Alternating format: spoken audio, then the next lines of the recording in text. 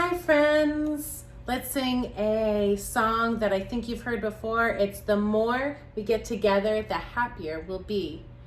The more we get together, together, the more we get together, the happier we'll be. Because my friends are your friends and your friends are my friends.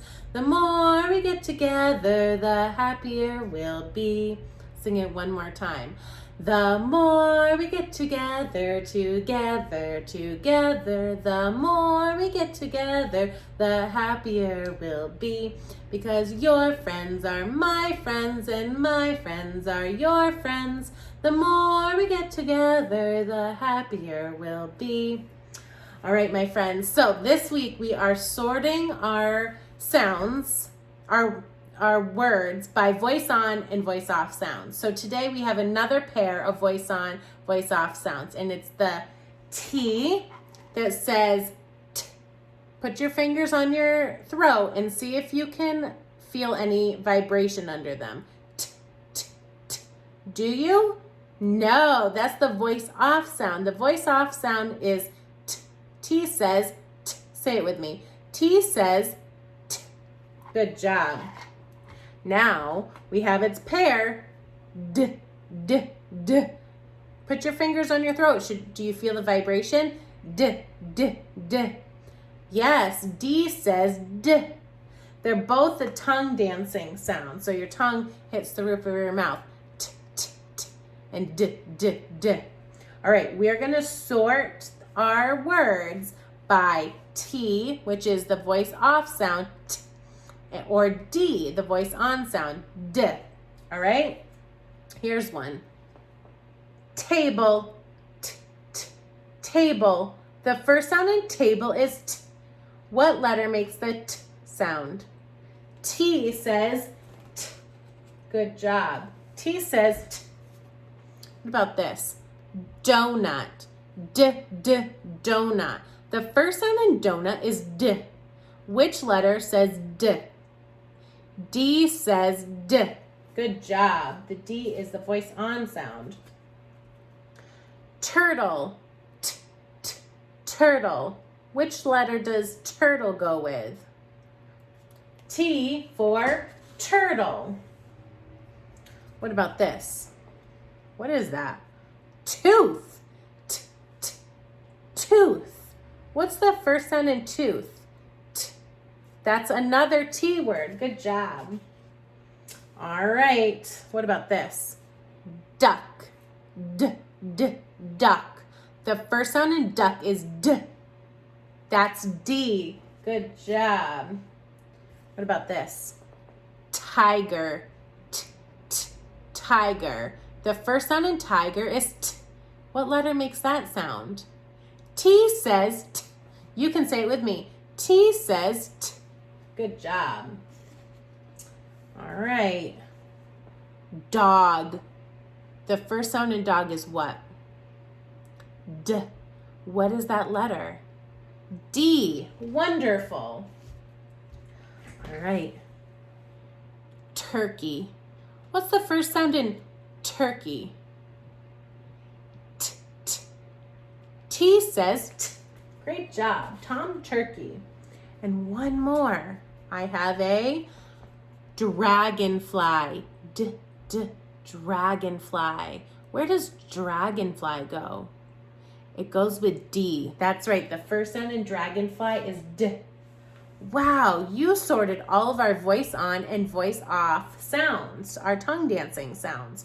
Let's say all the T words. T says what? T. Good. Table. Turtle, tooth, tiger, and turkey. All right, let's say our voice on D words. D says D. Dragonfly, donut, duck, dog. Great job sorting your voice on and voice off sounds. Now I have a song I want to sing to you. And you guys know this song, and I want you to sing it with me. And when the doctor's called, you got to get loud, okay? So, what do I have here? What are on my fingers? What number's that? 5, 4, 3, 2, 1. What is our song? The 5 little monkeys. 5 little monkeys jumping on the bed. One fell off and bumped his head. Mama called the doctor and the doctor said, what did he say? Nice and loud. No more monkeys jumping on the bed. How many are left? 4 little monkeys jumping on the bed. One fell off and bonked her head. Mama called the doctor and the doctor said, no more monkeys jumping on the bed. How many are left? 3 little monkeys jumping on the bed. One fell off and bumped his head. Mama called the doctor and the doctor said, no more monkeys jumping on the bed. Oh my, you'd think these monkeys would learn. How many are left? 2 little monkeys jumping on the bed. One fell off and bumped her head. Mama called the doctor and the doctor said, no more monkeys jumping on the bed. Oh, how many are left? 1 little monkey. 1 little monkey jumping on the bed. He fell off and bumped his head. Mama called the doctor and the doctor said, real loud, no more monkeys jumping on the bed. How many monkeys are on the bed? 0. That's right. No more monkeys. Don't you fall off the bed. Have a great day, guys. Bye. Okay, guys, we're going to read this book. It's called Who Grew My Soup? Written by Tama Derbyshire, illustrated by C.F. Payne. I've never read this book before, so we'll be reading it for the first time together. There's a lot of words, so I might read it and then show you guys the picture, okay? A boy of age 10 named Phineas Quinn was playing ball when his mom called him in. It's lunchtime, she said.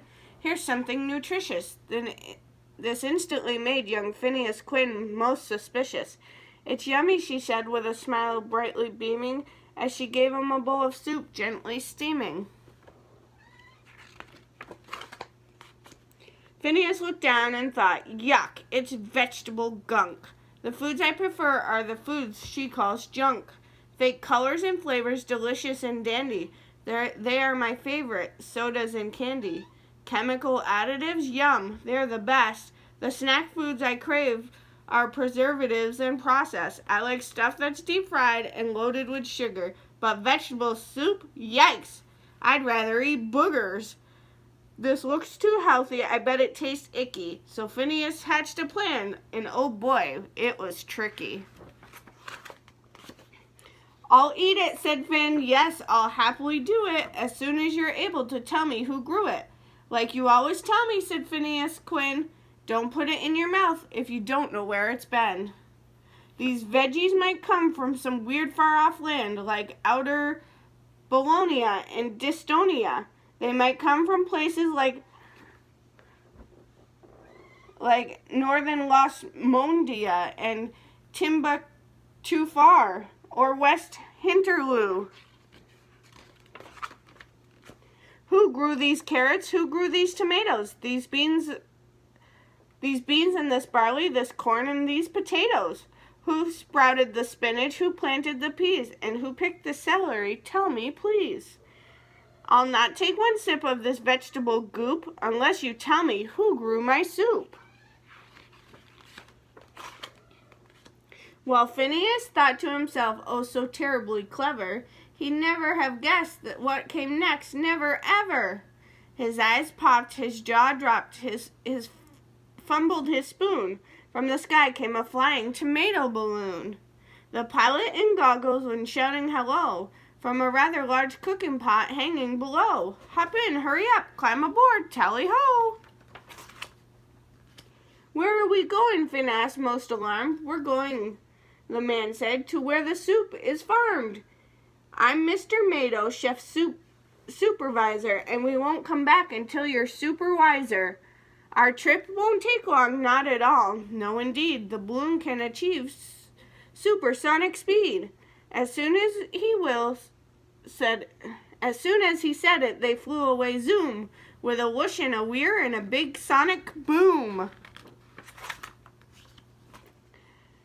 Finn summoned his courage and took a look down. He found that they were already back on the ground.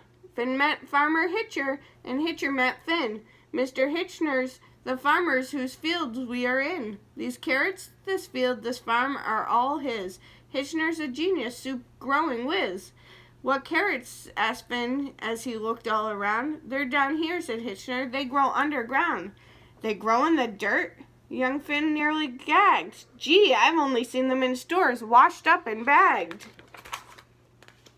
Hitchner took a hold of a green carrot top, tugged, turned, and twisted and pulled it out. Pop! The most beautiful carrot in the world's ever known, most perfect than any that's ever been grown. A soup star carrot, Motto said. Can't beat it. So here's an idea. I'll wash it, you eat it. Finn would rather get cooties, but being polite, he knew he had no choice. He must take a bite. So he tried just to nibble the smallest of munches, and soon he was making great bunches of crunches. Hey, this isn't bad. The carrot's incredible. It's sweet. What a treat. Say, this root is quite edible. There's something in carrots, said Mr. Mato, that is good for your eyesight. Amazing and true. I'll eat them quite often. My vision is great. I can see at this moment that you're running late. So toodaloo, Hitchner. Come on, Finn. Let's go. We've more places to see where more soup veggies grow. It seemed that no sooner than that they had left the ground, they crossed 17 states and were dropping back down, and the field of tomatoes all ripe and red and round. Finn meet Farmer Perez. The thumbs are quite green. The tomatoes he grows are the best you've ever seen. This is delicious, nodded young Finn, as red, ripe tomato juice ran down his chin. Oh, good, super duper, cried Mr. Mato. Superlative. Come on, we've lots more to do. Farm to farm, field to field, whiz whiz through the sky, from onions to so fine that they could make a man cry, to potatoes and peas in the blink of an eye. They stocked the best celery, they got to know beans, and met growers who knew how to grow lots of greens.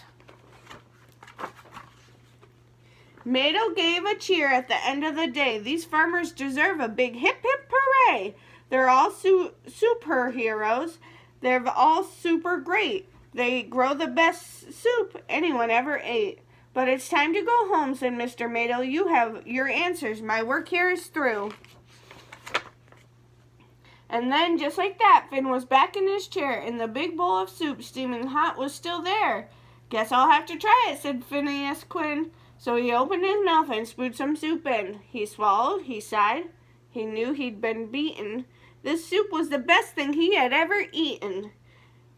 Finn said, how come we've never had this before? His mom, she just laughed, and then she served him some more. So if you are someone who thinks soup is scary, it's facing a bowl that makes you worried and wary.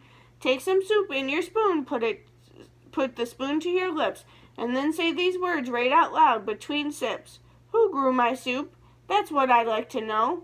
Who grew my soup? That's where I'd like to go.